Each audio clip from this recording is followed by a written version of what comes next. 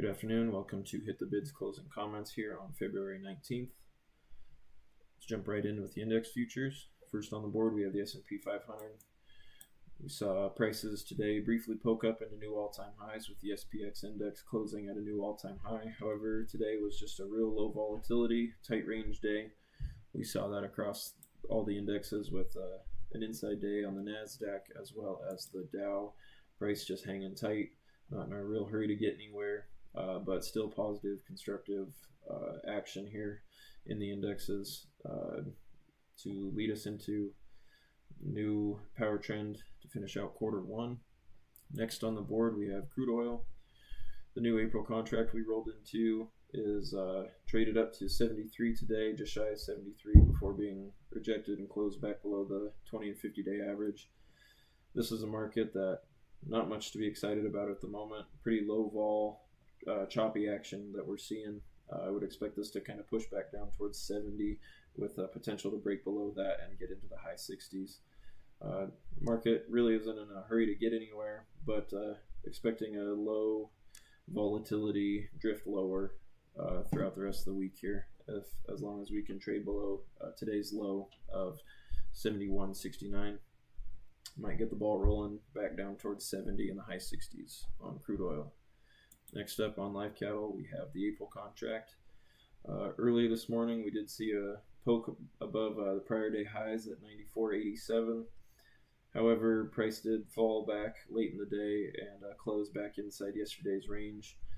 This is a little glimmer of light from the bulls, showing they are buying down here. However, it was a real quiet day with no real push or enthusiasm from either side. Take a look at the summer months. We see prices holding their 50-day moving averages or getting near it here on the June contract.